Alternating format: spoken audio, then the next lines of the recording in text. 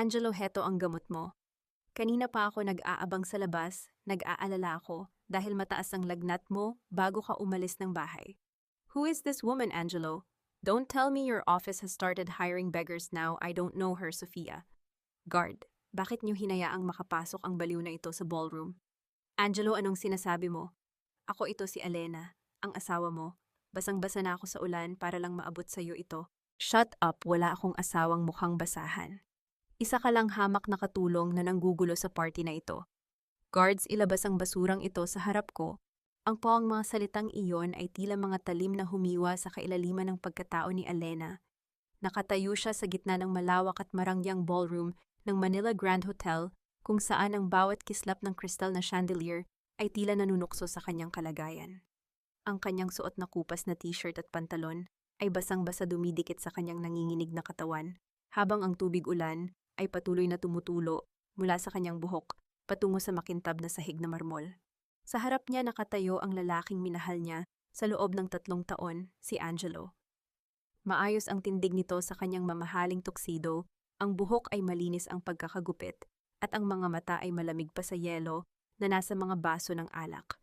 Sa tabi nito ay si Sofia Delgado, ang anak ng may-ari ng kumpanya na nakasuot ng gown na kulay pilak na tila kumikinang sa bawat galaw nito. Hindi makapaniwala si Elena. Ang kamay niyang nanginginig ay mahigpit pa ring nakahawak sa isang maliit at puting supot ng plastik na naglalaman ng gamot sa trangkaso at isang botelya ng tubig.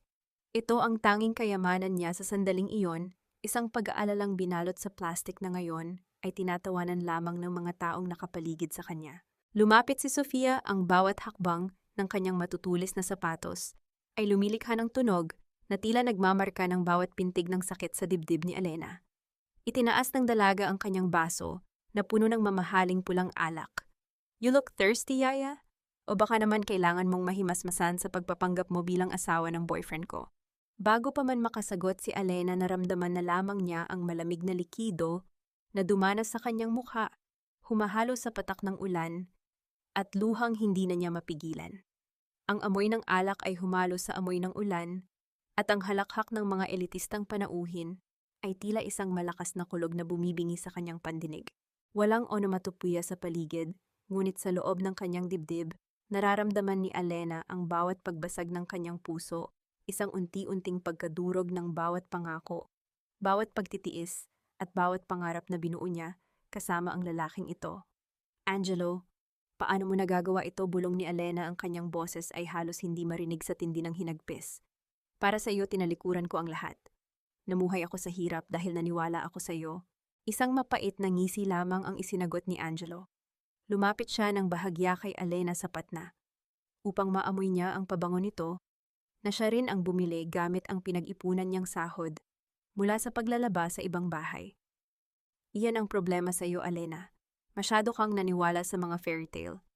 Look at you at tingnan mo ako. We are worlds apart. Huwag mo nang ipahiya ang sarili mo. Umalis ka na at bumalik sa lungga mo bago ko pa ipakaladkad ang katawan mo sa mga pulis. Tumalikod si Angelo at muling hinawakan ang bewang ni Sofia. Tila ba ang presensya ni Elena ay isang mantsa lamang na madaling mabubura sa isang punas. 2 malalaking bouncer ang lumapit at hinawakan si Elena sa magkabilang braso. Hindi siya lumaban. Ang kanyang mga paa na nakasuot ng lumang tsinelas na manipis na ang swelas ay tila wala ng lakas upang tumayo sa sarili nilang bigat.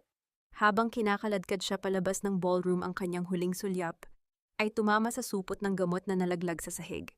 Tinapakan ito ni Sofia nang hindi sinasadya, pumuputok ang mga tableta sa loob, dinudurog ang huling simbolo ng malasakit ni Elena. Sa labas ng hotel, ang ulan ay tila naging lalong malakas. Isang balabal ng kadiliman na bumalot sa kanyang buong pagkatao. Ang bawat patak ng tubig na tumatama sa kanyang balat ay tila paalala ng kanyang kamangmangan. Sa loob ng 3 taon, itinago niya ang kanyang tunay na pangalan, ang kanyang yaman, at ang kanyang kapangyarihan sa ilalim ng maskara ng kahirapan. Ginawa niya iyon upang subukin ang katapatan ng pag-ibig, isang pagsubok na nagtapos sa isang madugong pagkatalo ng kanyang damdamin. Napaupo si Elena sa gilid ng gutter. Ang tubig baha ay dumadaloy sa paligid ng kanyang mga kamay. Doon sa gitna ng lamig at dilim, isang kakaibang init ang nagsimulang mag-alab sa kanyang mga mata. Hindi na ito init ng lagnat o ng luha, kundi ang apoy ng isang desisyon. Mula sa kanyang basang bulsa, kinuha niya ang isang maliit at gintong card na nananatiling tuyo sa loob ng isang manipis na plastic.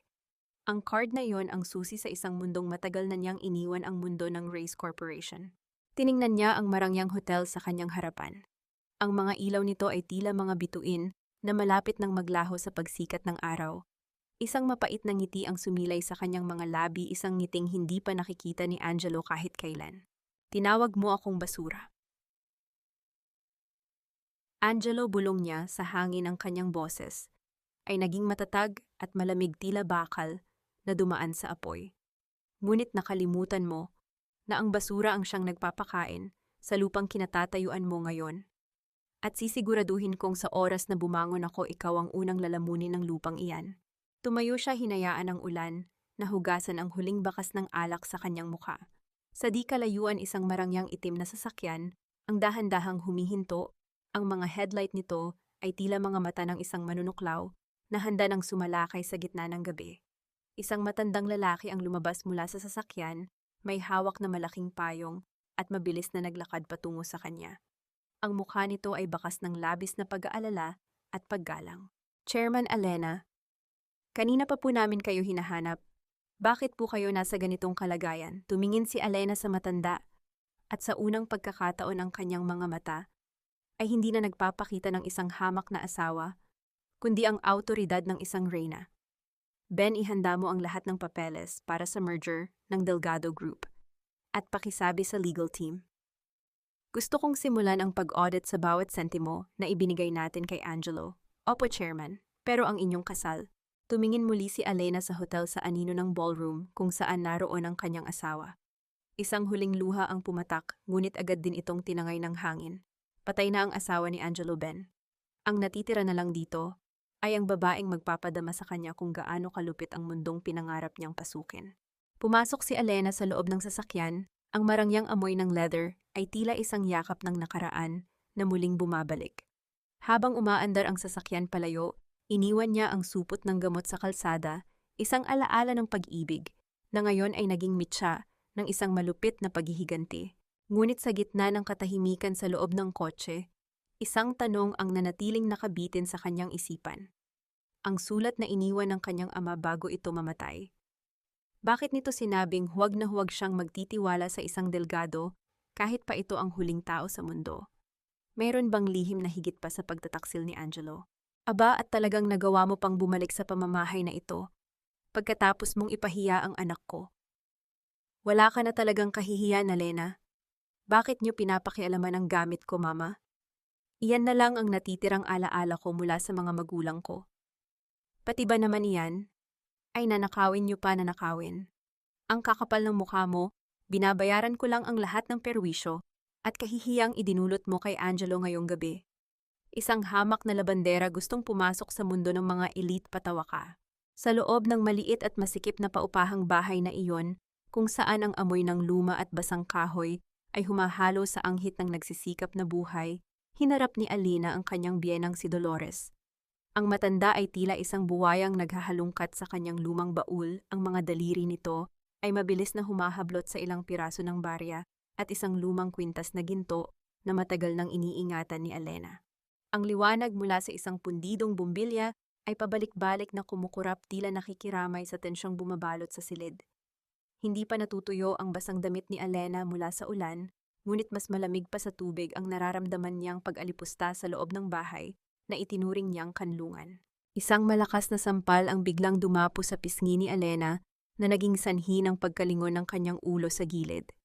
Ang tunog ng palad na tumama sa balat ay umalingaw-ngaw sa katahimikan ng gabi, ngunit ang sakit ay hindi nagmula sa pisngi, kundi sa katotohanang ang taong inalagaan niya noong may sakit ito ay siya ring taong bababoy sa kanyang dangal. Huwag mo akong matawag-tawag na mama mula sa araw na ito. Tapos na ang pagtitiis ng anak ko sa iyo, singhal ni Dolores, habang dinuduro ang mukha ni Elena. Tumingin ka sa salamin, Elena. Mukha kang basahan. Sa tingin mo ba sa ganda at yaman ni Sofia Delgado may puwang pa ang isang tulad mo sa buhay ni Angelo? Ako mismo ang nag-utos sa kanya na iwan ka. Ako ang nagsabi sa kanyang humanap ng babaeng makakapag-angat sa amin sa hirap. Hindi yung tulad mo na pabigat na malas pa. Nanatiling tahimik si Alena. Hinawakan niya ang kanyang pisnging namumula, ngunit sa halip na luha isang matalim na katahimikan ang namayani sa kanyang mga mata. Sa loob ng 3 taon, siya ang nagbayad ng mga utang ni Dolores.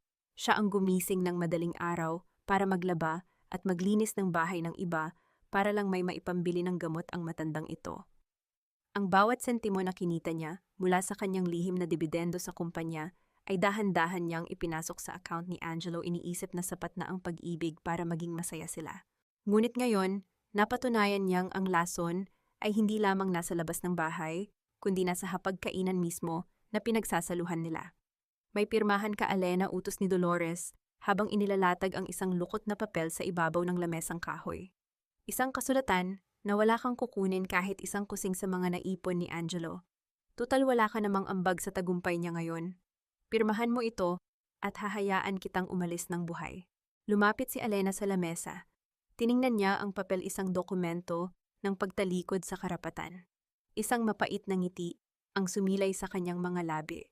Kung alam lang ni Dolores na ang kumpanyang kinabibilangan ni Angelo ay pag-aari niya, baka lumuhod ito sa kanyang harapan para humingi ng tawad. Dahan-dahang kinuha ni Alena ang panulat, ngunit bago pa man ito dumapo sa papel, ang tunog ng isang sasakyang huminto sa labas at ang marahas na pagbukas ng pinto ang pumutol sa sandaling iyon. Pumasok si Angelo. Ang taksido nito ay may bahid pa rin ng alak na itinapon ni Sofia kay Alena. Hindi man lang siya tumingin sa asawa. Ang kanyang mga mata ay puno ng pagkayamot at puot. Hindi mo pa ba siya napapalayas? Matanong ni Angelo habang itinapon ang kanyang mamahaling relo sa mesa. Nakasira na siya ng gabi ko sa hotel. Pati ba naman dito sa bahay ay kailangan ko pa siyang makita. Angelo, ang gamot mo! Mahinang sabi ni Alena, pilit na hinahanap ang huling bakas ng asawang nakilala niya noon. Wala akong pakialam sa gamot. Ang kailangan ko ay mawala ka sa paningin ko. Sigaw ni Angelo. Lumapit siya sa gilid ng higaan at hinablot ang maliit na maleta ni Alena. Walang pasintabi niyang binuksan ang pinto at itinapon ang maleta sa labas sa gitna ng maputik na kalsada at patuloy na pagbuhos ng ulan. Umalis ka na, Alena. Huwag ka nang babalik dito. Si Sofia ang kinabukasan ko at ikaw ang nakaraan na gusto ko nang ibaon sa limot. Napatayo si Alena sa gitna ng silid. Tiningnan niya ang mag-ina na tila ba mga estranghero na ngayon lamang niya nakilala.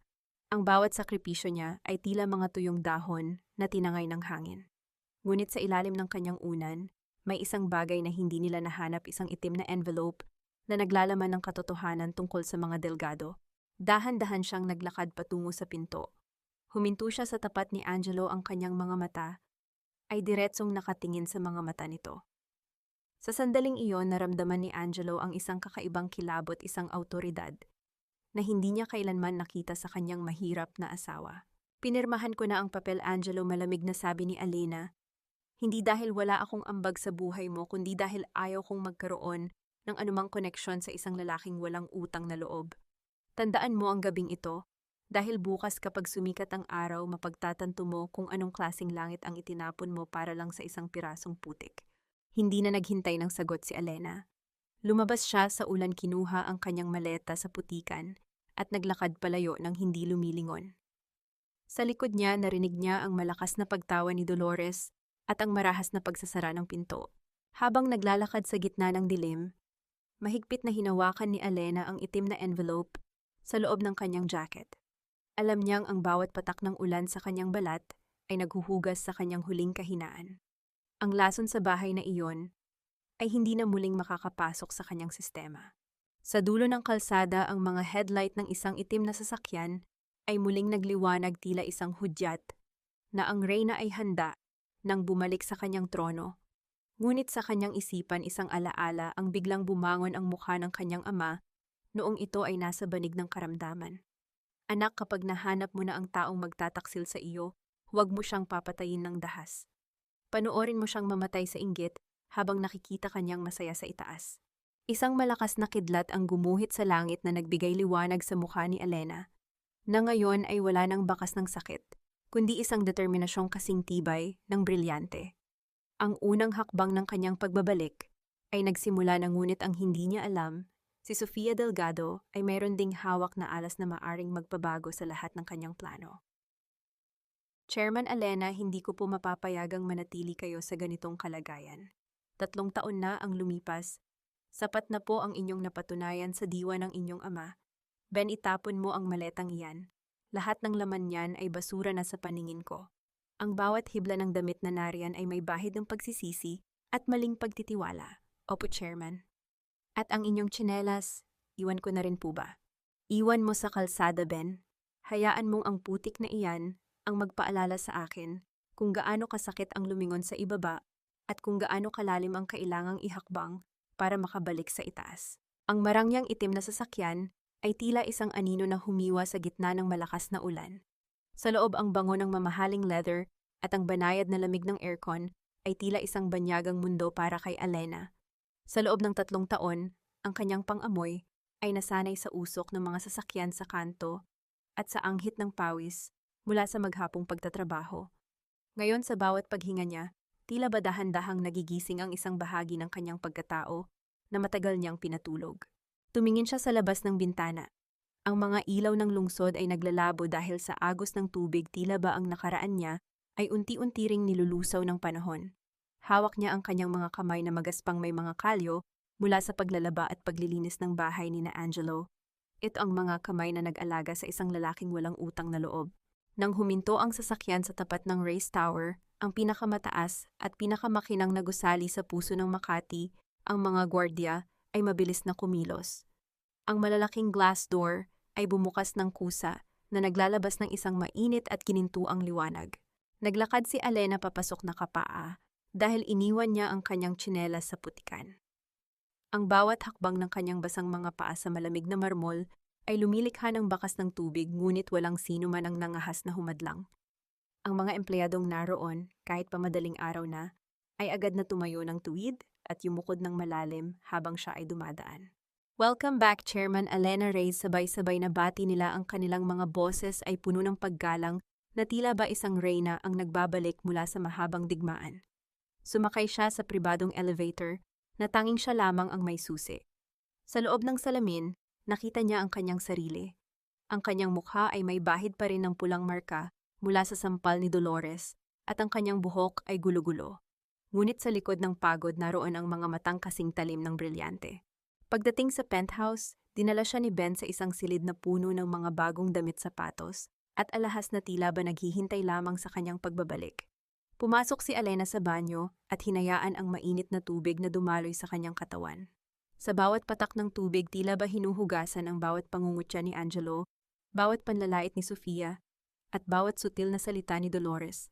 Nang lumabas siya, hindi na siya ang Alena na naglalakad sa ulan, bitbit ang gamot. Nakasuot na siya ng isang dekalidad na suit na kulay asul, ang kanyang buhok ay maayos na nakapusod at ang kanyang mga labi ay may kulay ng tapang. Isinuot niya ang singsing na may malaking sapiro, ang huling regalo ng kanyang ama. Umupo siya sa malaking silya sa dulo ng mahabang mesa sa boardroom. Si Ben ay nakatayo sa kanyang tabi, handa sa anumang utos. Ben, nasaan ang report tungkol sa kumpanya ng mga Delgado? Malamig na tanong ni Alena. Narito po, Chairman. Gaya ng inyong hinala, ang Delgado Group ay tila isang magandang mansyon na anay na ang loob. Lubog sila sa utang sa ating kumpanya. At si Angelo, ginagamit niya ang posisyon niya bilang manager para kumuha ng pondo na ipinapambayad niya sa mga luho ni Sofia Delgado. Isang mapait na ngiti ang sumilay sa mga labi ni Alena. Ginamit niya ang pera ko para pambili ng alahas ng babae niya. Napakagaling. Tumayo si Alena at lumapit sa malaking bintana na nakaharap sa buong lungsod. Sa malayo, alam niyang natutulog ng mahimbing sina Angelo at Sofia, nangangarap ng isang bukas na puno ng yaman na hindi naman sa kanila. Simulan mo na ang unang hakbang, Ben. I-freeze mo ang lahat ng credit cards at accounts na nakapangalan kay Angelo. Lahat ng iyan ay extension lamang ng aking personal na pondo. Gusto kong maramdaman niya kung paano maging isang tunay na pulubi sa loob ng 1 minuto. Masusunod po, Chairman. Paano naman po ang balita tungkol sa inyong pagbabalik? Huwag muna. Hayaan nating isipin nilang nagtatago ako sa kanto at umiiyak. Gusto kong makita ang kanilang mga mukha kapag nalaman nilang ang babaeng tinawag nilang basura ay siya palang may-ari ng bawat hininga ng kanilang kumpanya. Bumalik si Alena sa kanyang mesa at binuksan ang itim na envelope na nakuha niya mula sa kanyang lumang bahay. Sa loob ay may isang litrato ang kanyang ama kasama ang ama ni Sofia Delgado. May nakasulat sa likod nito na tila isang babala na isinulat sa gitna ng pagmamadali. Ang utang na dugo ay binabayaran ng luha. Huwag mong hahayaang makuha nila ang susi. Kumunot ang noo ni Elena. Hindi lang pala ito tungkol sa pagtataksil ni Angelo. May mas malalim pang dahilan kung bakit tila ba itinakda ang pagtatagpo nila ng mga Delgado. Sa kabilang panig ng lungsod, biglang nagising si Angelo dahil sa tunog ng kanyang cellphone. Isang sunod-sunod na mensahe mula sa bangko ang bumungad sa kanya na nagsasabing ang lahat ng kanyang transaksyon ay tinanggihan at ang kanyang mga account ay pansamantalang isinara dahil sa suspicious activity. Kinabahan siya. Sinubukan niyang tawagan ang bangko ngunit isang malamig na boses ng operator ang sumasagot sa kanya. Sa tabi niya mahimbing pa ring natutulog si Sofia, walang kaba sa dibdib. Hindi alam ni Angelo sa bawat segundong dumadaan ang mundo na binuo niya sa ibabaw ng mga kasinungalingan ay nagsisimula ng gumuho. At ang babaeng itinapon niya sa ulan ay kasalukuyang nakatingin sa kanyang direksyon mula sa pinakamataas na tore ng lungsod, handang hilahin ang huling hibla ng kanyang kapalaran. Angelo, honey, bakit tila malayo ang iniisip mo? We are celebrating our future pero parang iniisip mo pa rin ang basurang babaeng iyon. Of course not, Sofia. I'm just making sure the trash stays outside. Hindi ko lang lubos maisip kung paano niya nakuha ang lakas ng loob na pumunta sa party niyo kagabi. Hayaan mo na siya. For sure namamalimos na iyon sa kung saang kanto ngayon. Just focus on us and on the investment from Race Corporation. Kapag nakuha na natin ang pirma ng bagong chairman, wala nang makakapigil sa atin. Sa loob ng isang eksklusibong rooftop bar na tinatanaw ang nagniningning na ilaw ng lungsod, magkayakap na nakaupo sina Angelo at Sofia. Ang bango ng mamahaling champagne ay humahalo sa amoy ng matapang na pabango ni Sofia. Nakasuot si Angelo ng isang bagong suit na tila ba ang kahihiyang tinamo niya sa ulan kagabi ay isang masamang panaginip lamang na mabilis niyang nabaon sa limot. Itinaas ni Sofia ang kanyang baso, ang mga brilyante sa kanyang daliri ay kumikislap sa ilalim ng madilim at madamdaming ilaw ng bar. Ang tunog ng pag-uumpugan ng kanilang mga baso ay tila isang hudyat ng kanilang tagumpay. Para sa kanila ang pagkawala ni Elena ay isang malaking ginhawa, isang balakid, na sa wakas ay naialis na sa kanilang marangyang landas. You know, Angelo, pagpapatuloy ni Sofia habang humihilig sa balikat ng lalaki. My father is very impressed with you. Sabi niya once na mag-merge ang kumpanya natin sa Race Corp, ikaw na ang hahawak sa lahat ng operations. We will be the most powerful couple in this country. Ngumiti si Angelo, ang kanyang dibdib ay lumalaki sa labis na kayabangan. Nakalimutan na niya ang babaeng nagpuyat para labhan ang kanyang mga damit, ang asawang nagtipid sa sariling pagkain para lang may maipambili siya ng mga libro at kagamitan noong siya ay nagsisimula pa lamang. Ang lahat ng sakripisyo ni Elena ay tila mga anino na lamang na pinalitan ng kinang ng yaman ni Sofia. Habang naglalakad sila palabas ng bar, isang maliit na bata ang lumapit sa kanila. Ang bata ay marungis na kayapak at may hawak na kupas na lata para humingi ng barya. Kuya, pangkain lang po. Gutom na po ang kapatid ko. Mahinang samo ng bata habang nakatingala kay Angelo. Sa halip na maawa, isang bakas ng pandidiri ang gumuhit sa mukha ni Angelo. Marahas niyang itinulak ang kamay ng bata palayo sapat na para halos mabuwal ang maliit na nilalang sa semento. Umalis ka nga rito! Ang dumi-dumi mo, baka mahawa pa kami sa kung anong sakit mo, singhal ni Angelo. Habang pinapagpagan ng kanyang suit na tila ba nadumihan ito sa isang saglit na paglapit ng bata. Tumingin si Sofia at tumawa ng mahina. See, Angelo, that's why I love you. You know how to put people in their proper places. Hindi tulad ng dating asawa mo na tila ba gustong kupkupin ang lahat ng pulubi sa mundo. Nagpatuloy sila sa paglalakad patungo sa valet parking. Inilabas ni Angelo ang kanyang wallet para bayaran ang bill na umabot sa libu-libong piso. Inabot niya ang kanyang itim na credit card sa waiter nang may kasamang yabang. Ngunit pagkalipas ng ilang minuto, bumalik ang waiter na may bakas ng pag-aalinlangan sa mukha. Sir, I'm sorry po, pero declined po ang inyong card. Baka po may ibang card kayo na pwedeng gamitin. Nawala ang ngiti sa mukha ni Angelo. Decline, imposible. Baka sira ang terminal nyo. Subukan mo ulit. Muling sumubok ang waiter, ngunit ang resulta ay pareho pa rin. Sinubukan ni Angelo ang kanyang pangalawa at pangatlong card, ngunit lahat ng ito ay naglabas ng parehong mensahe, account frozen. Naramdaman ni Angelo ang pag-akyat ng init sa kanyang mukha. habang ang ilang mga panauhin sa paligid ay nagsisimula ng magbulungan. Si Sofia na kanina ay nakasandal sa kanya ay dahan-dahang lumayo at tiningnan siya ng may pagtataka. Angelo, what's happening? Akala ko ba sabi mo, ay wala tayong limit sa spending ngayon? Tanong ni Sofia, ang boses nito ay may halong inis. Wait, Sofia, baka may error lang sa system ng bangko. I'll call them tomorrow, na uutal na sagot ni Angelo habang pilit na binabayaran ang bill gamit ang natitirang cash sa kanyang wallet na halos hindi sapat para sa tip ng waiter. Sa gitna ng kanyang pagkahiya, biglang nag-vibrate ang kanyang cellphone. Isang email mula sa legal department ng Race Corporation ang pumasok. Ang kanyang mga mata ay nanlaki nang mabasa ang pamagat, formal invitation for the board of directors meeting with the new chairman. Sofia, look, pakita ni Angelo sa cellphone. Inimbitahan tayo ng bagong chairman. Siguradong tungkol na ito sa investment. Baka ang pag-freeze ng accounts ko ay bahagi lang ng security audit dahil sa merger. Kapag nakuha ko na ang loob ng chairman na yon, babalik din ang lahat sa normal. Nakahinga ng maluwag si Sofia. Sana nga, Angelo. Ayaw ko ng ganitong eksena. Make sure you impress him, or her. Sabi nila napakatalino at napakalupit daw ng bagong chairman na ito. Hindi alam ni Angelo sa bawat katagang binibitawan nila ang bitag, ay dahan-dahang nagsasara.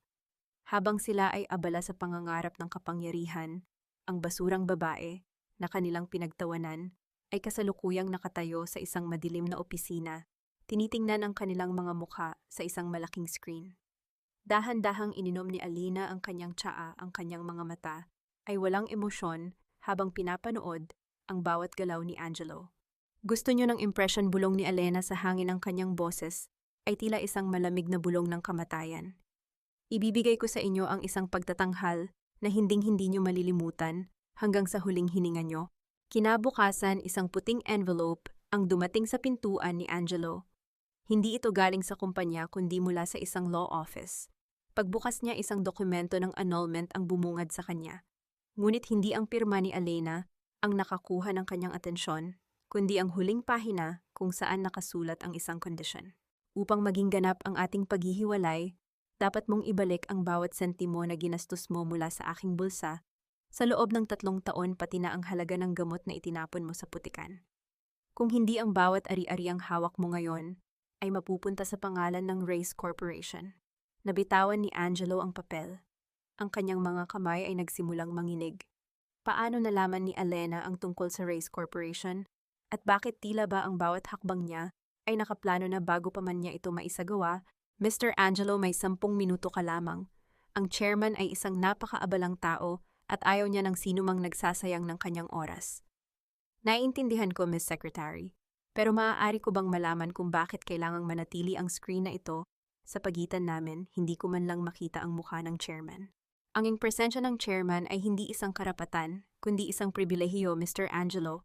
Makinig ka na lamang sa kanyang sasabihin kung gusto mo pang maisalba ang kumpanya ng mga Delgado. Nakatayo si Angelo sa gitna ng isang napakalawak at napakatahimik na opisina sa pinakatuktok ng Race Tower. Ang bawat sulok ng silid ay naglalabas ng amoy ng mamahaling kahoy at tagumpay, isang amoy na matagal nang pinapangarap ni Angelo na maging kanya. Ngunit sa halip na isang mainit na pagtanggap, isang malaking frosted glass wall ang humahati sa kanya at sa misteryosong chairman na nakaupo sa kabilang panig. Nararamdaman ni Angelo ang pamamasa ng kanyang mga palad. Ang tibok ng kanyang puso ay tila isang tambol na mabilis ang pagpalo sa loob ng kanyang dibdib, na tila nagbababala sa isang panganib na hindi niya pa maunawaan. Sa kabila ng salamin, nakikita niya ang isang anino, isang babaeng nakaupo ng tuwid, ang bawat galaw ay puno ng awtoridad at dignidad. Biglang bumukas ang intercom at isang boses ang umalingaw-ngaw sa silid. Ito ay isang boses na malamig pa sa hanging nanggagaling sa aircon, ngunit may pamilyar na tono na tila ba narinig na ni Angelo sa kanyang mga panaginip o sa kanyang mga bangungot. Mr. Angelo, panimula ng boses mula sa kabilang panig. Nandito ka para sa investment ng Delgado Group. Ngunit bakit ko itataya ang pera ng aking kumpanya sa isang lalaking hindi man lang kayang protektahan ang sariling dangal at pamilya? Napakunot ang noo ni Angelo. Chairman, hindi ko po maintindihan. Ang Delgado Group ay may malaking potensyal at ako ang namamahala sa lahat ng operasyon. Ginagawa ko ang lahat para sa kinabukasan ng kumpanyang ito. Lahat isang mahinang tawa ang narinig ni Angelo, isang tawang tila humihiwa sa kanyang kumpiyansa. Gaya ng pagtatapon mo sa iyong asawa sa gitna ng ulan dahil lamang sa isang mas mayamang babae. Iyan ba ang tinatawag mong integridad? Natigilan si Angelo. Paano nalaman ng chairman ang tungkol sa kanyang personal na buhay? Pakiramdam niya ay biglang naging manipis ang hangin sa loob ng silid. Chairman, ang personal na buhay ko ay walang kinalaman sa negosyo. Ang mahalaga ay ang merger na ito, na uutal na sagot ni Angelo. Malika. Sa Race Corp, ang pagkatao ng isang leader ang pinakamahalagang puhunan. Kung kaya mong talikuran ang taong sumuporta sa'yo, noong wala ka pa kaya mo rin kaming talikuran kapag nakuha mo na ang gusto mo. Ngunit sige, bibigyan kita ng isang pagkakataon. Isang mechanical na tunog ang narinig at isang folder ang lumabas mula sa ilalim ng salamin. Iyan ang mga condition. Gusto kong i-audit mo ang lahat ng ghost employees sa Delgado Group sa loob ng 48 oras. At gusto kong personal mong hingin ang kapatawaran ng bawat empleyadong inapi mo sa nakaraan. Kapag nagawa mo iyan ng walang labis at walang kulang, pag-iisipan ko ang investment. Nanginig ang mga kamay ni Angelo habang binubuklat ang folder. Ang gawain ay halos imposible. Ang mga Delgado ay kilala sa pagkakaroon ng mga maanumalyang transaksyon at ang paglilinis nito sa loob ng 2 araw ay tila isang pagpapakamatay. Habang papalabas si Angelo, hindi niya mapigilang lumingon muli sa frosted glass. Nakita niya ang anino ng babae na tumayo at lumapit sa salamin. Sa kabilang panig, dahan-dahang itinaas ni Elena ang kanyang kamay at idinikit ang kanyang palad sa malamig na salamin eksaktong sa tapat kung saan nakatayo si Angelo. Naramdaman ni Elena ang init ng kanyang sariling hininga.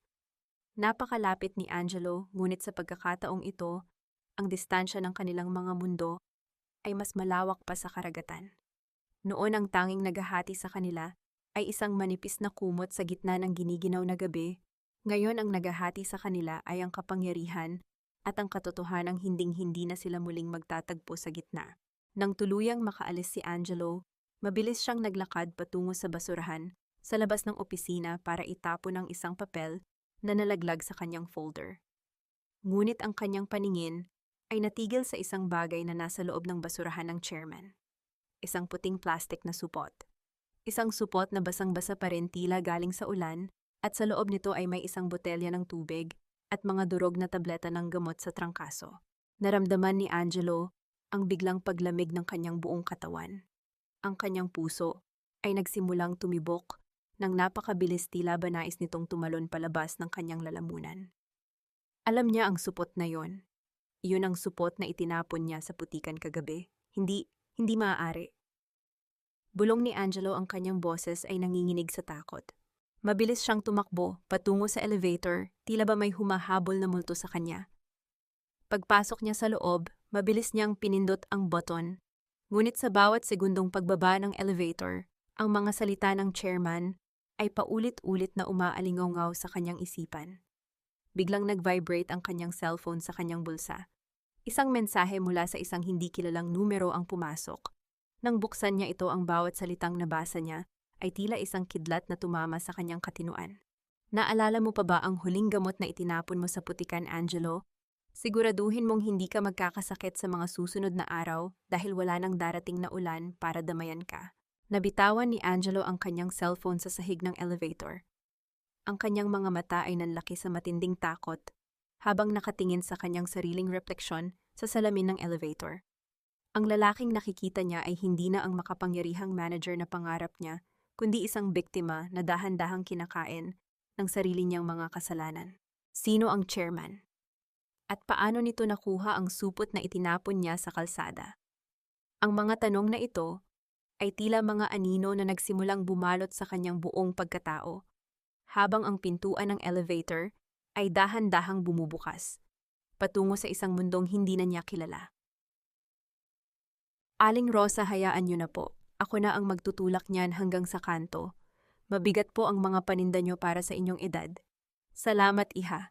Napakabuti mo naman. Bihira na ang mga kabataang tulad mo na marunong lumingon sa mga matatanda rito sa sitio natin. May naaalala tuloy ako sa iyo. Sino po, Aling Rosa? Isang batang nagngangalang Elena.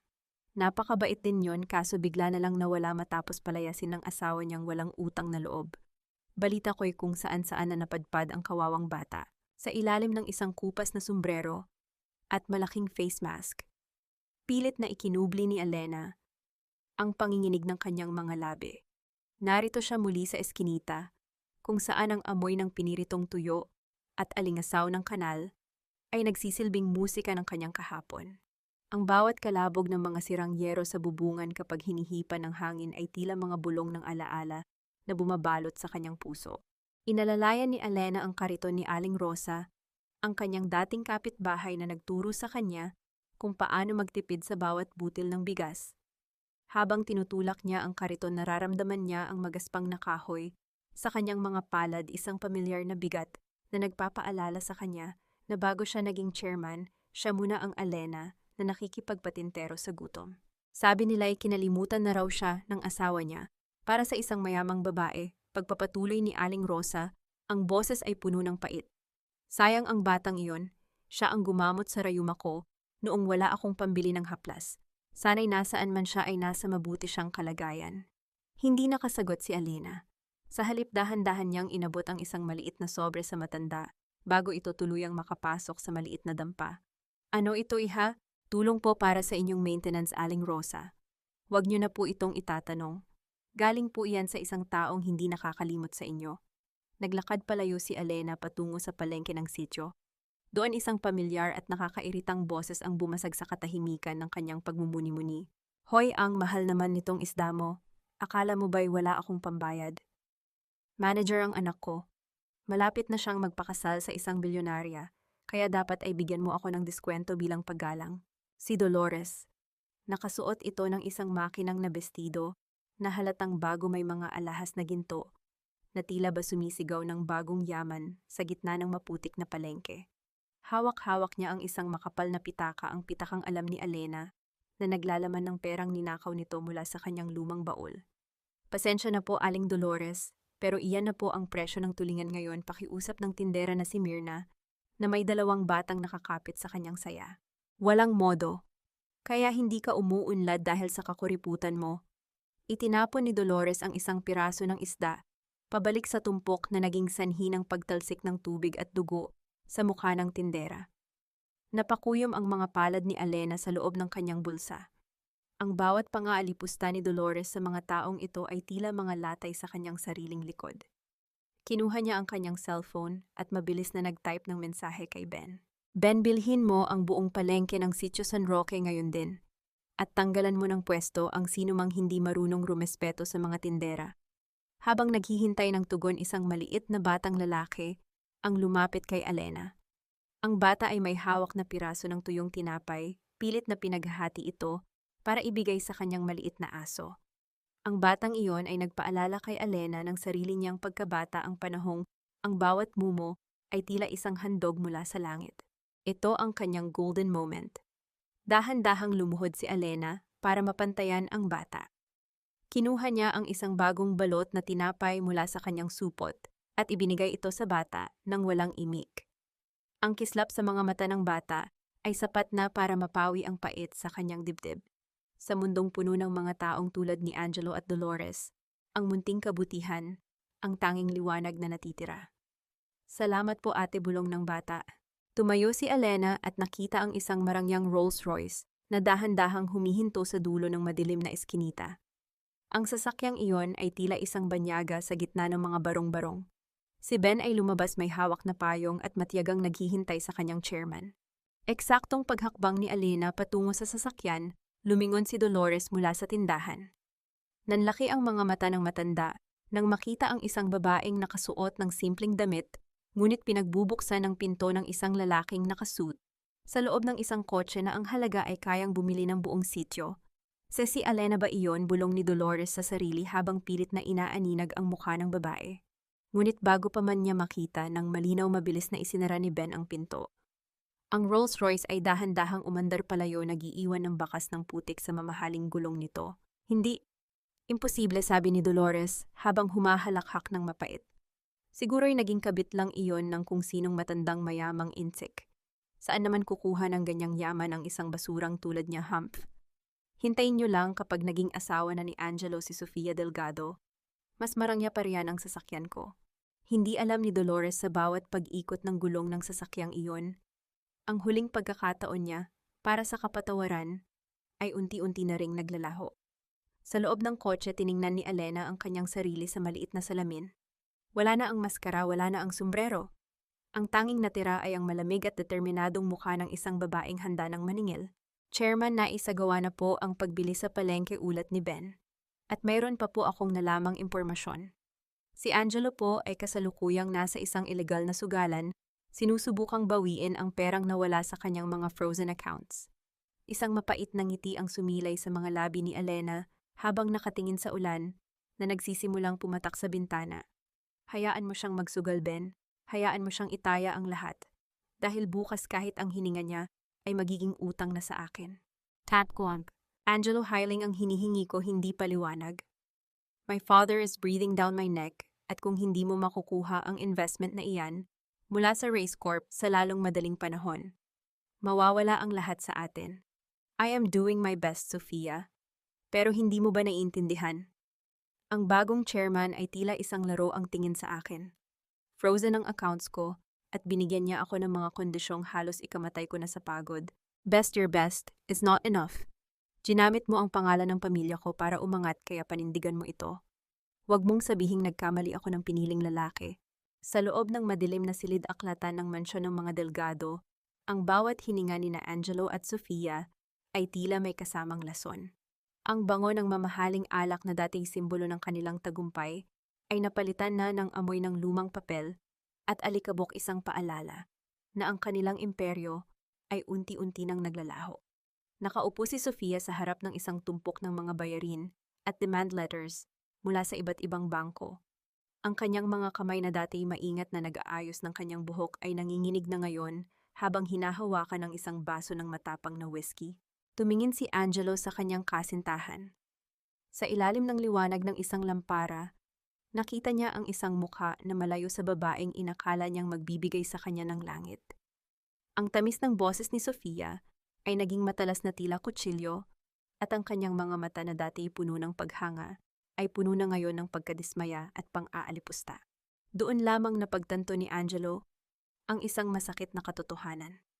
Sa mundong kanyang pinangarap na pasukin, walang puwang ang tunay na pag-ibig. Ang bawat yakap, bawat halik at bawat pangako ay nakasandal lamang sa kung gaano kalaki ang halaga ng iyong pangalan sa merkado. Ang relasyong inakala niyang magliligtas sa kanya mula sa basurang buhay, kasama si Elena, ay isa palang mas malalim na kumunoy na dahan-dahang lumalamon sa kanya.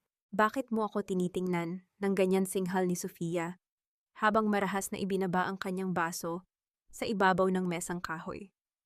Ang tunog ng pagtama ng kristal sa kahoy ay umalingaw-ngaw sa tahimik na silid. Kung iniisip mong maaawa ako sa iyo, nagkakamali ka. We are the Delgados. Hindi kami pwedeng bumagsak dahil lamang sa kawalan mo ng diskarte. Sofia, tinalikuran ko ang asawa ko para sa iyo. Tinalikuran ko ang lahat ng katahimikan ng buhay ko para lang sundin ang lahat ng gusto mo, sagot ni Angelo. Ang kanyang boses ay puno ng pait. Asawa.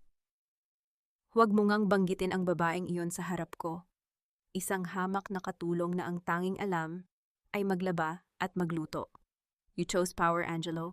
Ngayon ibigay mo sa akin ang kapangyarihang yon.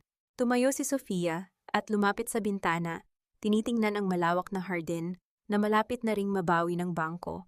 Ang kanyang desperasyon ay tila isang hayop na naghahanap ng biktima. Alam niyang kung hindi papasok ang pondo mula sa Race Corp, ang pangalan ng mga Delgado ay magiging isang malaking katatawanan sa buong bansa.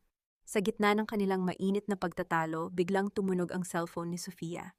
Isang mensahe mula sa isang pribadong investigador ang pumasok. Nang buksan niya ang kalakip na litrato, tila ba huminto ang pag-ikot ng kanyang mundo. Ang litrato ay malabo, ngunit malinaw na makikita ang isang babaeng nakasuot ng mamahaling suit, nakatayo sa loob ng pinaka-eksklusibong opisina ng Race Tower. Ang babaeng iyon ay pamilyar. Ang hubog ng kanyang mukha, ang paraan ng kanyang pagtayo, hindi maaaring magkamali si Sofia. Angelo, tingnan mo ito, bulong ni Sofia, ang kanyang boses ay biglang naging malamig at puno ng paghihinala. Lumapit si Angelo at tiningnan ang screen. Ang kanyang puso ay tila tumigil sa pagtibok. Bagaman malayo ang anggulo, alam niya ang tindig na iyon. Ang babaeng nasa litrato ay ang babaeng itinapon niya sa ulan, ilang gabi lang ang nakalilipas. Elena. Anong ginagawa niya sa loob ng chairman's office na utal na tanong ni Angelo? Iyan din ang tanong ko sagot ni Sofia, habang ang isang malupit na plano ay nagsisimulang mabuo sa kanyang isipan. Isang basurang babae nasa loob ng pinakamataas na opisina ng bansa. Baka naman ginagamit niya ang katawan niya para akitin ang chairman at sirain tayo. Napakuyom ang mga palad ni Sofia. Ang selos at takot ay humalo sa kanyang desperasyon. Hindi siya papayag na ang isang hamak na tulad ni Elena ang maging mitya ng kanilang pagbagsak. Para sa kanya si Elena ay isang insekto lamang na kailangang tapakan bago pa man ito makasabog ng lason. Hindi ko hahayaang mangyari ito sambit ni Sofia habang nakatingin sa kadiliman sa labas. Ang kanyang mga mata ay nanlilisik sa galit. Kung hindi ko makukuha ang Race Corp dahil sa babaeng ito, sisiguraduhin kong mawawala siya sa mundong ito bago pa niya tayo tuluyang mapabagsak. Tumingin si Angelo sa kanyang kasintahan at sa unang pagkakataon, naramdaman niya ang tunay na takot. Ang babaeng minahal niya ay handang pumatay para sa pera. Naisip niya si Elena ang babaeng kahit kailan ay hindi nagtaas ng boses sa kanya ang babaeng kahit kailan ay hindi siya hiningan ng kahit anong material na bagay. Ngunit huli na ang lahat. Ang bitag ay nakakasa na at ang bawat isa sa kanila ay nakakulong na sa sarili nilang mga kasalanan.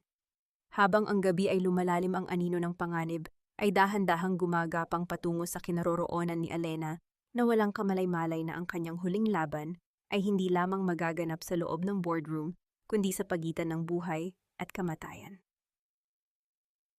Good evening, Mr. Delgado at Mr. Angelo. Akala ko'y hindi na kayo darating. Alam niyo naman ang chairman ay ayaw na pinaghihintay siya. Of course, we wouldn't miss this, Ben. This gala is the beginning of our new empire. At pakisabi sa chairman handa na ang lahat ng kailangan niya para sa merger. Don't worry, Angelo.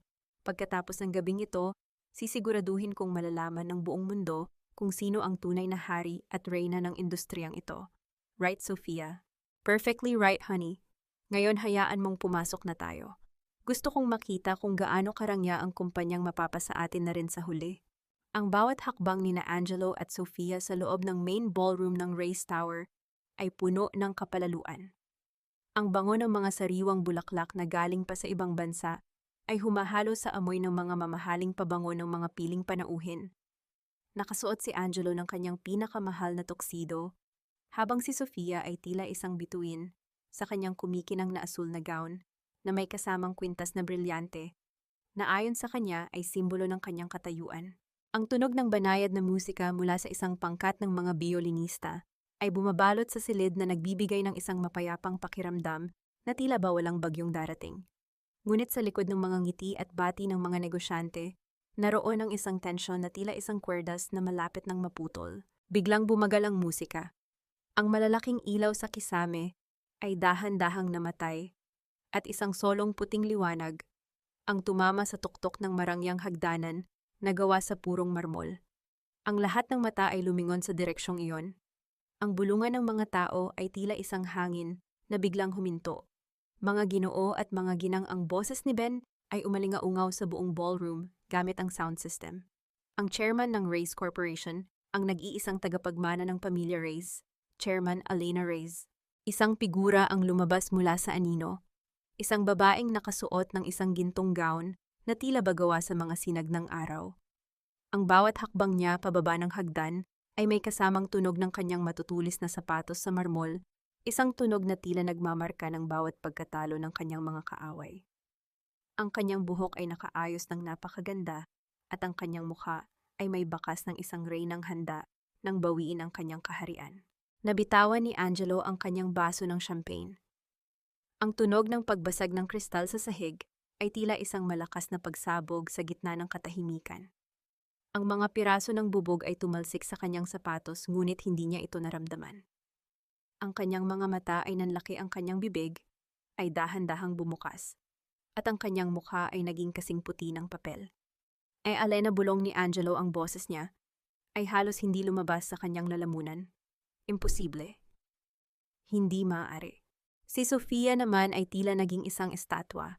Ang kanyang kamay na nakahawak sa braso ni Angelo ay humigpit ng husto, ang kanyang mga kuko ay tila ba gustong bumaon sa balat nito.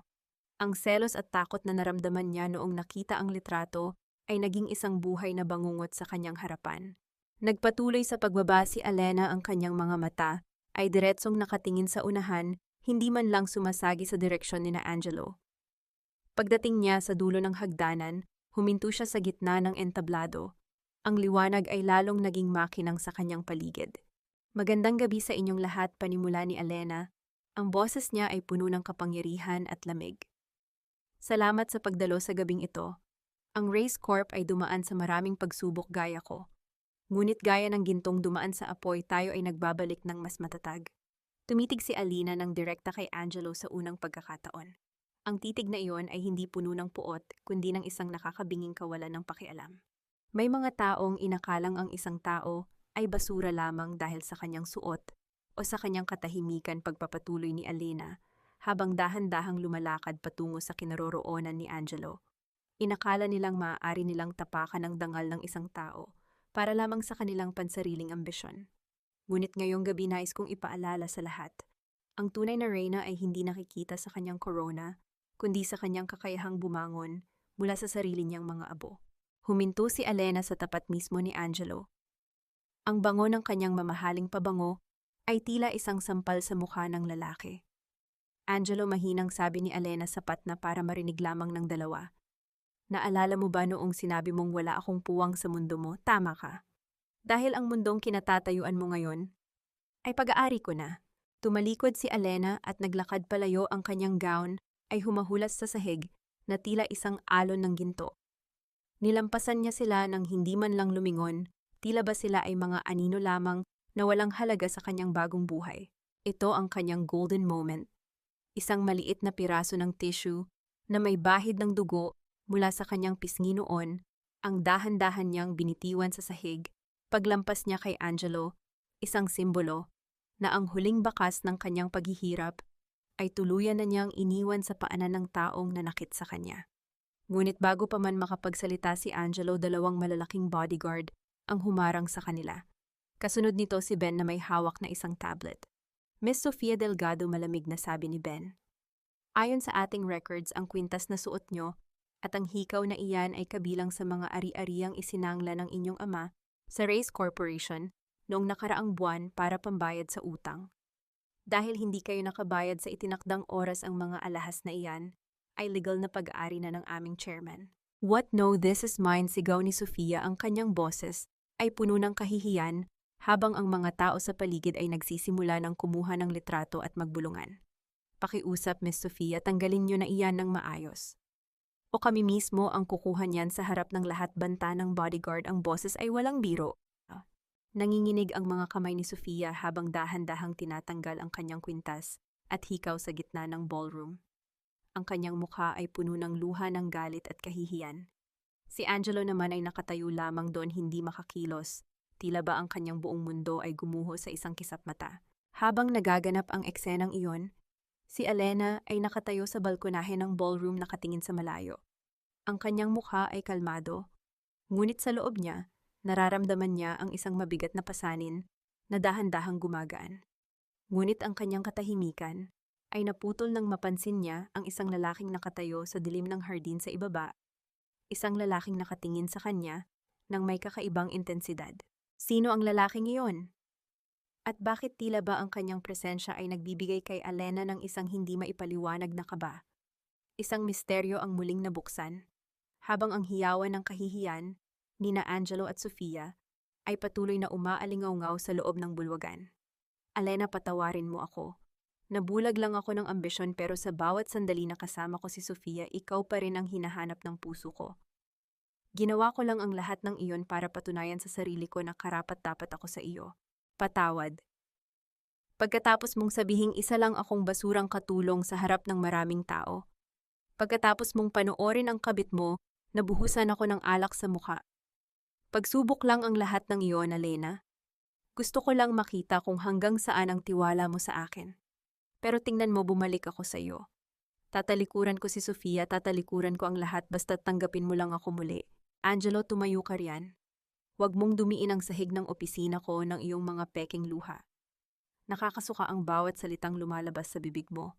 Sa loob ng malawak at tahimik na opisina ni Elena, ang tanging maririnig ay ang mabigat na hininga ni Angelo habang nakaluhod ito sa sahig. Ang kanyang tuxedo na dati maayos at malinis ay gusot-gusot na ngayon, ang kanyang buhok ay gulo at ang kanyang mga mata ay namumula sa pag-iyak, isang hitsura na malayo sa mapagmataas na manager na nang insulto kay Elena sa ballroom. Dahan-dahang tumayo si Elena mula sa kanyang silyang leather. Ang bawat galaw niya ay may dalang bigat at awtoridad na tila ba ang bawat hibla ng kanyang suit ay nagpapaalala kay Angelo kung gaano kalaki ang pagkakamali nito. Lumapit siya sa bintana, tinitingnan ang abalang kalsada sa ibaba kung saan dati silang naglalakad ni Angelo habang naghahati sa isang pirasong tinapay. Alam mo Angelo, panimula ni Alina, ang boses niya ay tila isang malamig na hangin na humahaplos sa balat. Noong nakaluhod ako sa ulan at tinapon mo ang gamot na binili ko para sa iyo, naisip ko, baka nga tama ka. Baka nga basura ako dahil hinayaan kong mahalin ang isang taong tulad mo. Pero ngayong nakikita kitang nakaluhod sa paanan ko, napagtanto ko na mas mababa pa pala sa basura ang tingin mo sa sarili mo. Hindi totoo iyan, Alena, mahal kita. Naalala mo ba noong nangako tayo sa isa't isa sa ilalim ng ulan, na walang iwanan ang ngil ni Angelo pilit na hinahawakan ang laylayan ng damit ni Elena. Marahas na hinila ni Elena ang kanyang damit palayo. Tiningnan niya ang lalaki ng may halong pandidiri. Ang pangakong iyon ay para sa Elena na naglalaban ng iyong mga damit, hindi para sa chairman ng Race Corporation. Huwag mong gamitin ang nakaraan natin para takpan ang baho ng iyong kasalukuyan. Kinuha ni Elena ang isang remote control at pinindot ang isang button. Isang malaking screen sa dingding ang bumukas na nagpapakita ng video recording mula sa party sa hotel. Doon malinaw na nakikita ang mukha ni Angelo habang humahalakhak kasama si Sofia, habang pinalalayas si Elena. Ang kanyang mga salita, "I don't know her, Sofia." "Guard." Bakit niyo hinayaang makapasok ang baliw na ito sa ballroom ay paulit-ulit na umalingaw-ngaw sa silid. Natahimik si Angelo. Ang kanyang mga labi ay nanginginig at hindi na makahanap ng mga salitang gagamitin para sa kanyang gaslighting. Ang katotohanan ay tila isang malaking pader na gumuho sa kanyang harapan. "Heto ang halaga ng pag-ibig mo, Angelo," sabi ni Elena habang dinudukot ang isang bagay sa kanyang bulsa. Isang maliit na tansong barya ang inilapag niya sa ibabaw ng kanyang lamesa. Ito ang kanyang golden moment. Isang sentimo, isang lumang barya na nakita niya sa putikan noong gabing pinalayas siya. Iyan ang halaga ng bawat pangako mo, ng bawat halik mo at ng 3 taong pagtitiis ko sa iyo. Itago mo iyan. Gamitin mo iyan para pambili ng pagkain kapag wala ka ng matuluyan, dahil simula sa segundong ito, wala ka ng trabaho, wala ka ng bahay, at wala ka ng pangalan sa industriyang ito. Elena, huwag pakiusap, pagmamakaawa ni Angelo, muling sumusubok na lumapit. Ngunit bago pa man niya mahawakan ang mesa, bumukas ang pinto ng opisina. 2 pulis ang pumasok, kasunod si Ben na may hawak na mga papeles. "Mr. Angelo," malamig na sabi ni Ben, "inaaresto ka sa kasong falsification of public documents at estafa. Napatunayan naming ginamit mo ang pondo ng kumpanya para sa iyong mga personal na utang at luho at pineke mo ang pirma ng aming dating chairman para makuha ang mga ari-ariang hindi sa iyo." Ang tunog ng metal na posas na lumalapat sa mga pulso ni Angelo ay ang tanging ingay na bumasag sa katahimikan. Ang lamig ng bakal ay tila isang hudyat na ang kanyang kalayaan ay tuluyan ng natapos. Ang kanyang mga sigaw ng pagmamakaawa ay dahan-dahang nawala habang kinakaladkad siya palabas ng silid. Naiwan si Elena na mag-isa. Huminga siya ng malalim, pilit na inaalis ang bigat sa kanyang dibdib. Akala niya ay magiging masaya siya kapag nakita niyang nagdurusa si Angelo, ngunit ang nararamdaman niya ay isang malalim na pagkapagod, isang pagod na nagmumula sa pag-alam na ang taong binigyan niya ng buong buhay ay hindi kailanman naging totoo. Lumapit si Ben sa kanya. "Chairman, tapos na po ang unang bahagi. Pero may balita po kami tungkol kay Aling Dolores. Mukhang hindi pa rin siya tumitigil sa paggawa ng gulo sa inyong dating komunidad." Tumingin si Elena sa bintana. Ang ulan ay muling nagsisimulang pumatak, ngunit sa pagkakataong ito, hindi na siya natatakot na mabasa. "Ben, ihanda mo." Ang sasakyan utos ni Elena, ang kanyang boses ay muling naging matatag. Panahon na para harapin ang tunay na lason sa pamilyang iyon. "Gusto kong makita kung gaano katigas ang mukha ni Dolores Kapag nalaman niyang ang bawat butil ng kanin na kinakain niya ay galing sa pawis ng babaeng itinapon niya sa kalsada. Habang papalabas si Alena, hindi niya napansin ang isang kulay ubeng envelope na naiwan sa sahig na nalaglag mula sa bulsa ni Angelo habang ito ay kinakaladkad.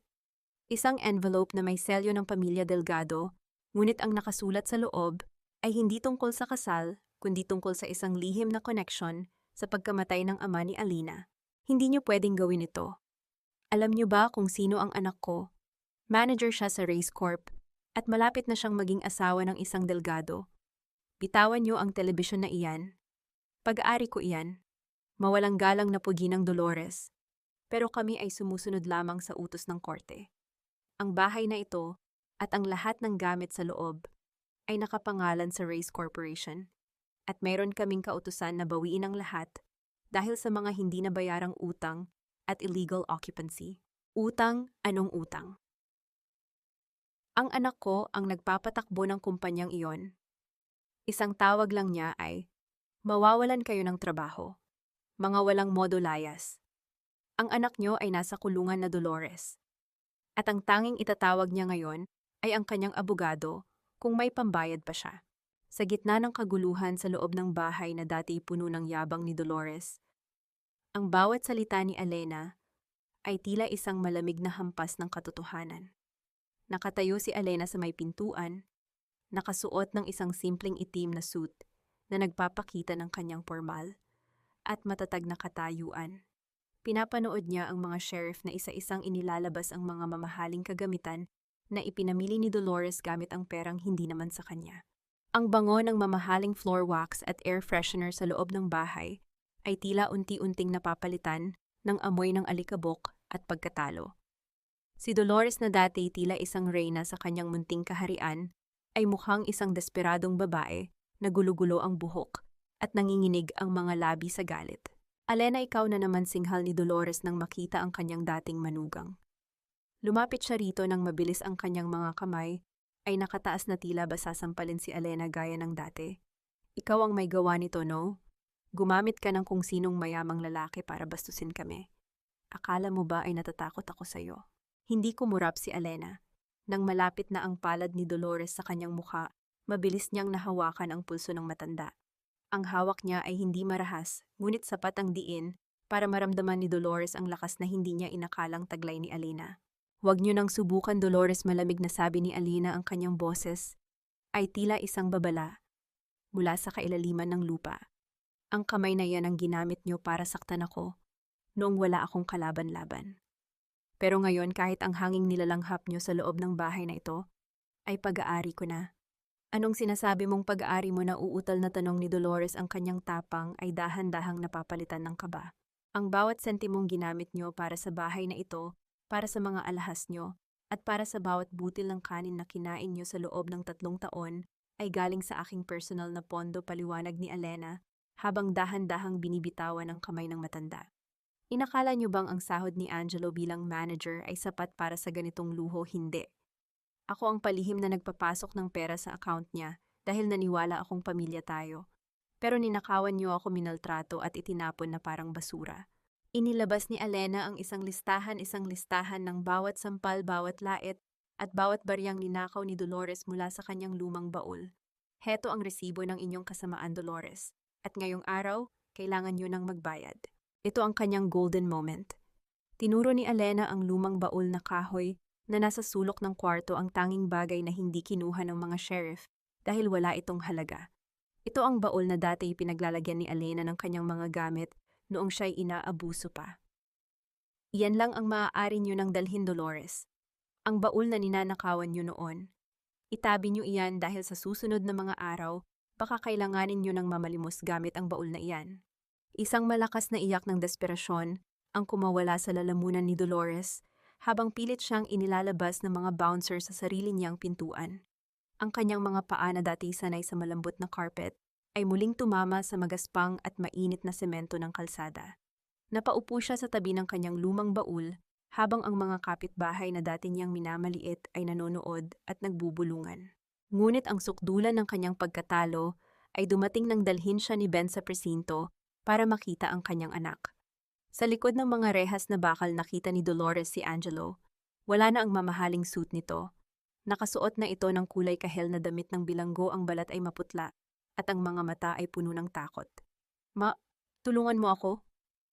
Ilabas mo ako rito. Pagmamakaawa ni Angelo, ang kanyang mga kamay ay nakakapit sa malamig na bakal. Napasandal si Dolores sa pader ng presinto. Doon niya naramdaman ang tunay na bagsik ng karma. Ang anak na inakala niyang magdadala sa kanya sa langit ay siya palang magdadala sa kanya sa impyerno ng kahihiyan. Habang papalabas si Elena sa presinto, tumigil ang ulan at sumikat ang isang mahinang sinag ng araw. Ngunit bago pa man siya makasakay sa sasakyan, inabot ni Ben sa kanya ang kulay ubing envelope na nakuha mula sa gamit ni Angelo. Chairman, binasa ko po ang laman nito, mahinang sabi ni Ben, ang boses ay puno ng pag-aalala. Hindi po aksidente ang pagkamatay ng inyong ama. Ang pamilya Delgado, may kinalaman sila sa pagpapatigil ng supply ng kanyang gamot noong siya ay nasa ospital pa. Napatitig si Elena sa envelope. Ang kanyang puso ay tila muling piniga ng isang matinding galit. Ang paghihiganti niya kina Angelo at Dolores ay simula pa lamang. Ang tunay na kalaban ay nagtatago pa sa likod ng mga maskara ng karangyaan. Ihanda ang lahat para sa huling hakbang. Ben, bulong ni Elena. Ang kanyang mga mata ay nanlilisik sa determinasyon. Hindi lang pera ang kinuha nila sa akin. Kinuha nila ang buhay ng ama ko. At sisiguraduhin kong sa bawat luhang pumatak sa akin, isang imperyo ang guguho sa kanila. Papa, nakuha ko na po ang hustisya. Pero bakit parang may kulang pa rin? Bakit parang kahit gaano katayog ang upuan ko rito sa itaas? Ang lamig pa rin ng bawat gabi? Hustisya ang hiningi mo, Elena, at hustisya ang nakuha mo. Ngunit ang pagpapatawad sa sarili ang pinakamahirap na laban. Hindi mo kasalanan na nagmahal ka ng maling tao. Sana'y narito ka, Papa. Sana'y narinig mo ang bawat pang-aalipusta nila sa akin para makita mo kung paano ko sila pinatahimik. Naririnig ka niya, Chairman. At sigurado akong masaya siya dahil hindi mo hinayaang lamunin ng puot ang iyong pagkatao. Sa ilalim ng dapit hapong nagkakulay kahel at lila nakatayo si Elena sa harap ng puntod ng kanyang ama. Ang amoy ng mga sariwang puting bulaklak at ang banayad na usok mula sa mga kandila ay bumabalot sa paligid na nagbibigay ng isang mapayapa, ngunit mapait na katahimikan. Walang maririnig kundi ang mahinang ihip ng hangin na humahaplos sa mga dahon ng puno sa paligid ng sementeryo. Dito sa harap ng malamig na marmol na kinalalagyan ng kanyang ama, hindi si Elena ang makapangyarihang chairman ng Race Corporation. Dito siya ay isang anak lamang na nagnanais ng yakap na hindi na niya kailanman mararamdaman. Ang bawat luhang pumapatak mula sa kanyang mga mata ay hindi luha ng galit kundi luha ng pagod, isang pagod na nagmumula sa 3 taong pagpapanggap at pakikipaglaban sa mundong walang awa.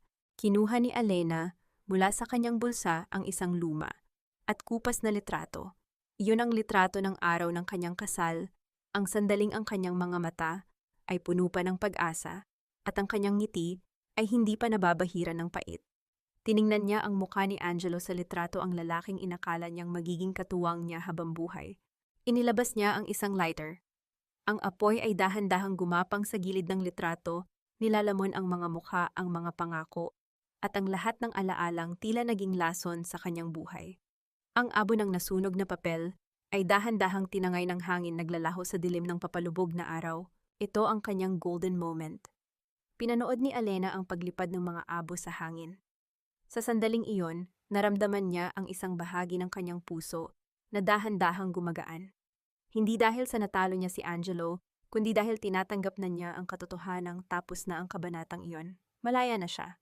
Habang naglalakad siya palabas ng sementeryo, hindi niya napansin ang isang lalaking abala sa pag-aayos ng isang kalapit na puntod. Nadulas ang kanyang panyo at dahan-dahang nahulog sa damuhan. Miss, nakalimutan niyo po ang panyo niyo. Isang baritono at kalmadong boses ang bumasag sa kanyang pag-iisip. Lumingon si Elena at nakita ang isang lalaking nakasuot ng simpleng puting t-shirt at maong. Si Marco. Meron itong mga matang tila may sariling kwento ng lungkot, ngunit puno ng kabutihan.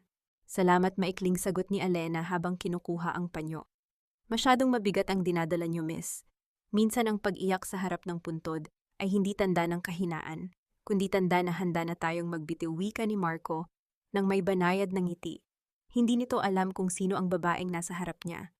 Para sa kanya si Elena ay isa lamang estrangherong may malalim na sugat sa puso. Nagulat si Elena sa direktang salita ng lalaki. Sa loob ng kumpanya lahat ay natatakot sa kanya. Lahat ay sumasang-ayon sa bawat utos niya. Ngunit ang lalaking ito ay kinausap siya bilang isang tao, isang simpleng nilalang na naghahanap ng kapayapaan. Sino ka, tanong ni Elena? Marco. Isang arkitekto na mahilig lang makinig sa bulong ng hangin, biro nito. Huwag kayong mag-alala, miss. Ang bawat bagyo ay may katapusan. At kapag natapos ang ulan, laging may bagong umagang naghihintay. Tumalikod si Marco at nagpatuloy sa kanyang ginagawa. Naiwang nakatayo si Elena, nakatingin sa likuran ng lalaking nagbigay sa kanya ng isang payo na hindi niya narinig mula sa kanyang mga board of directors. Isang maliit na ngiti ang sumilay sa kanyang mga labi, isang tunay na ngiti na matagal nang nawala. Ngunit ang katahimikang iyon ay muling naputol nang dumating si Ben. Ang mukha ay mas seryoso kaysa sa karaniwan. Inabot nito ang isang sulat na galing sa kulungan, isang sulat na personal na isinulat ni Angelo bago ang kanyang sentensya. Chairman, ipinapabigay po ito ni Angelo. Sabi niya ay mayroon siyang isang huling katotohanang gustong ibunyag bago siya mabulok sa rehas. Binuksan ni Elena ang sulat. Ang kanyang mga mata ay nanlaki habang binabasa ang bawat salita. Ang kanyang kamay ay nagsimulang manginig sa matinding pagkagulantang. Elena, akala mo ba ay si Sofia lamang ang nagplano ng lahat? Akala mo ba ay aksidente lang ang pagkamatay ng papa mo? Tumingin ka sa likod ng mga dokumento ng Race Corp. May isang traitor na matagal nang naghihintay sa iyong pagbagsak. At ang taong iyon ang nag-utos sa akin na pakasalan ka at sirain ka mula sa loob. Nabitawan ni Elena ang sulat. Ang hangin sa sementeryo ay tila biglang naging napakalamig. Sino ang traitor na tinutukoy ni Angelo? Ang laban na akala niya ay tapos na ay isa palang mas malaki at mas mapanganib na laro. Ben, ihanda ang lahat ng records ng kumpanya mula 10 taon na ang nakalilipas. Utos ni Elena. Ang kanyang boses ay nanginginig sa galit at takot. May ahas sa loob ng aking tahanan. At sisiguraduhin kong bago lumubog ang huling sinag ng araw, malalaman ko kung sino ang pumatay sa aking ama. Sa malayo si Marco ay nakatingin pa rin sa kanya, ang kanyang mga mata ay puno ng pag-aalala. Ngunit si Elena ay hindi na tumingin pabalik. Ang reyna ay muling sasabak sa digmaan, at sa pagkakataong ito ang kaaway ay hindi na nakatago sa putikan, kundi nasa loob mismo ng kanyang sariling palasyo.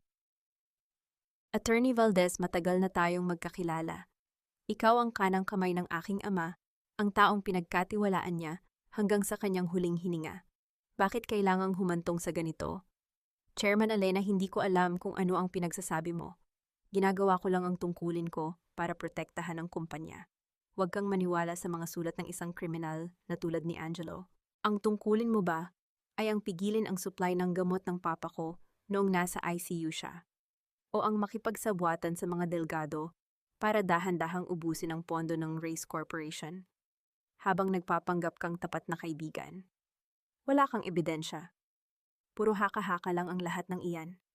Ang ebidensya ay hindi nanggaling kay Angelo, Attorney Valdez. Nanggaling ito sa mismong vault ng papa ko na ikaw ang nagtangkang buksan kagabi. Huli ka na sa sarili mong bitag.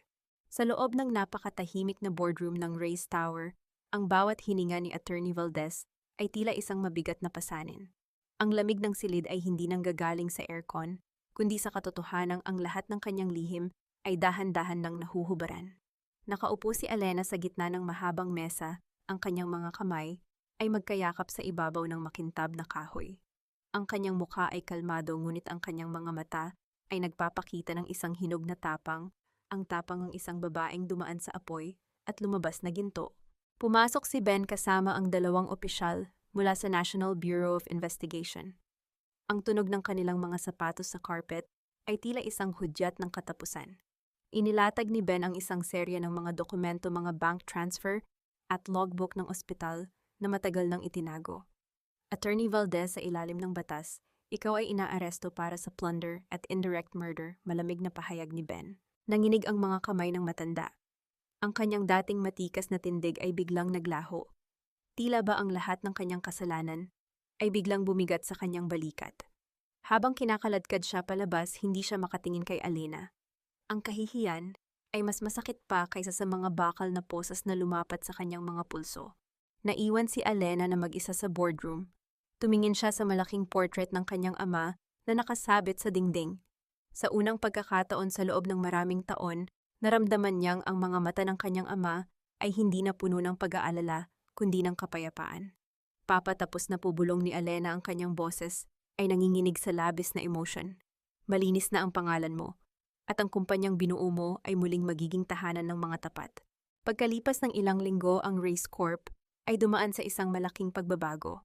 Hindi na ito ang kumpanyang kinatatakutan dahil sa yaman, kundi kinikilala dahil sa pagkalinga.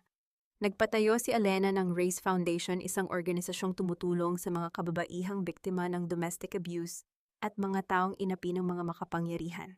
Bumisita siya sa kanyang dating apartment sa huling pagkakataon.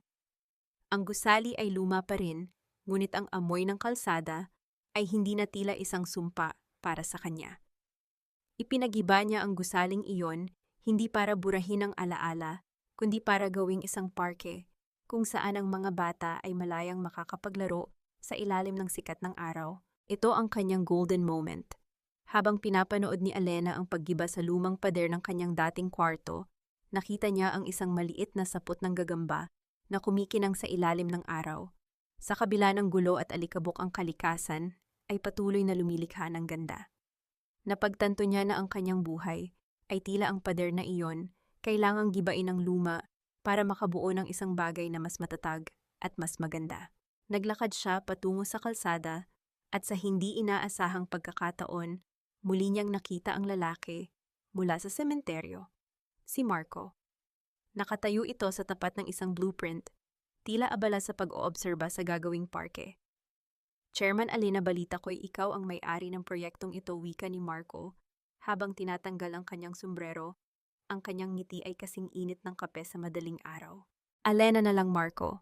Wala ako sa boardroom ngayon, sagot ni Alena, ang kanyang mga mata ay kumikislap sa tuwa. Kung ganoon, Alena, maaari ko bang ialok ang aking serbisyo para siguraduhin ang bawat sulok ng parking ito ay puno ng pag-asa.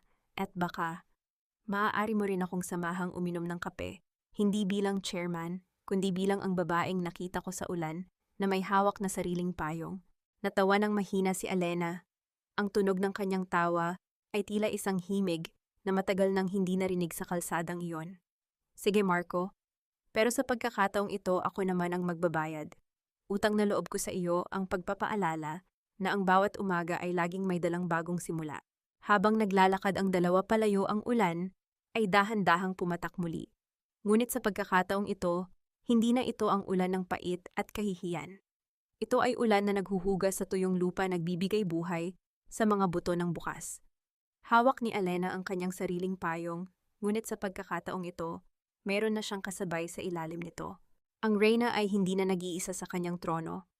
Ang kanyang kaharian ay hindi nagawa sa ginto at bato, kundi sa pag-ibig, pagpapatawad, at ang hindi matatawarang halaga ng kanyang sariling dangal. Sa wakas, ang dagat ay tila payapa na rin, gaya ng aking puso. Hindi na kailangan ng payong, Alena. Ang sinag ng araw ay sapat na para yakapin tayo ng init na matagal nating hinanap. Salamat, Marco. Salamat sa pagpapaalala na ang buhay ay hindi lamang tungkol sa pagkapanalo sa boardroom, kundi sa pagtuklas ng kapayapaan sa gitna ng dalampasigan. Kahit kailan, Alena, hinding-hindi kita bibitawan. Sa dalampasigan ng Batangas, kung saan ang huling sinag ng araw ay nagpipinta ng kulay ginto at kahel sa malawak na karagatan, dahan-dahang naglalakad si Alena kasabay ni Marco. Ang banayad na hampas ng mga alon sa kanilang mga paa ay tila isang malambot na haplos ng kalikasan na naghuhugas sa bawat natitirang bakas ng alikabok mula sa kanyang nakaraan. Ang amoy ng alat sa hangin ay humahalo sa bango ng kalayaan, isang kalayaang hindi nabibili ng kahit anong yaman ng Race Corporation. Tumingin si Alena sa malayo sa abot tanaw kung saan ang langit at dagat ay nagtatagpo. Sa bawat paghinga niya, nararamdaman niya ang isang uri ng katahimikan na hindi niya naramdaman noong siya ay nagtatago pa sa ilalim ng maskara ng kahirapan o noong siya ay nakaupo sa itaas ng kanyang trono bilang chairman. Ang balita tungkol kina Angelo at Sofia ay dahan-dahan nang naglalaho sa mga pahayagan. Si Angelo ay nagsisilbi na ng kanyang sentensya sa loob ng madilim na rehas, kung saan ang tanging kasama niya ay ang kanyang mga pagsisisi. Si Sofia naman, matapos mawala ang lahat ng karangyaan, ay napilitang mamuhay sa isang maliit na probinsya malayo sa kinang ng Maynila, na dati niyang pinaghaharian. At si Dolores, balita ni Ben, ay namamalagi na ito sa isang maliit na dampayakap, ang lumang baul na kahoy, na tanging naiwang alaala ng kanyang kasamaan. Ngunit hindi na ito mahalaga kay Elena. Ang paghihiganti ay nagbigay sa kanya ng hustisya, ngunit ang pagpapaubaya ang nagbigay sa kanya ng buhay. Napagtanto ni Elena na ang 3 taon niyang pagtitiis ay hindi isang kamangmangan. Ito ay isang banal na paglalakbay upang matutunan ang tunay na halaga ng pagkatao. Napatawad na niya ang kanyang sarili sa bawat sampal na tinanggap niya dahil ang bawat latay sa kanyang balat ay naging bahagi ng kanyang matibay na baluti ngayon. Hindi na siya ang Elena na kailangang sumubok sa pag-ibig ng iba. Siya na ang Elena na buo ang pagmamahal sa sarili. Isinandal ni Elena ang kanyang ulo sa balikat ni Marco. Ang lalaking ito ay hindi siya tinanong tungkol sa kanyang bank account or sa kanyang titulo. Sa halip tinanong siya nito kung nakakain na ba siya, kung maayos ba ang kanyang tulog, at kung ano ang pangarap niya para sa sariling kaligayahan. Ito ang kanyang huling golden moment. Kinuha ni Elena ang isang maliit na puting kabibi mula sa buhanginan at inilagay ito sa palad ni Marco. Ang kabibi ay simple walang kinang ng brilyante, ngunit ito ay buo at matatag sa kabila ng paghampas ng mga alon. Ito ang simbolo ng aking puso, Marco, mahinang sabi ni Elena. Ang boses ay puno ng damdamin. Dumaan sa bagyo, itinapon sa dalampasigan, pero nananatiling buo dahil sayo. Hinigpitan ni Marco ang paghawak sa kamay ni Elena. Hinding-hindi ko hahayaang mawala ang kabibing ito, Elena. Ikaw ang aking reyna hindi dahil sa iyong yaman kundi dahil sa ganda ng iyong kaluluwa. Habang ang araw ay tuluyang lumulubog, iniwan ng dalawa ang kanilang mga bakas sa basang buhangin. Ang mga bakas na iyon ay dahan-dahang binubura ng dagat. Tila ba sinasabing ang lahat ng sakit ay dinala na ng agos patungo sa kailaliman. Ang aral na naiwan sa puso ng bawat nakasaksi sa kanyang kwento ay malinaw. Ang tunay na yaman ay hindi nasusukat sa halaga ng iyong alahas, kundi sa lalim ng iyong dangal at sa lawak ng iyong kakayahang magpatawad. Ang reyna na dati itinuring na basura ay natagpuan na ang kanyang tunay na palasyo, hindi sa loob ng isang gusaling ginto, kundi sa bisig ng taong nagmamahal sa kanya ng totoo. Ngumiti si Elena sa huling pagkakataon bago ang gabi ay tuluyang bumalot sa paligid. Ang gabi ay hindi na nakakatakot. Ang ulan ay hindi na simbolo ng pait.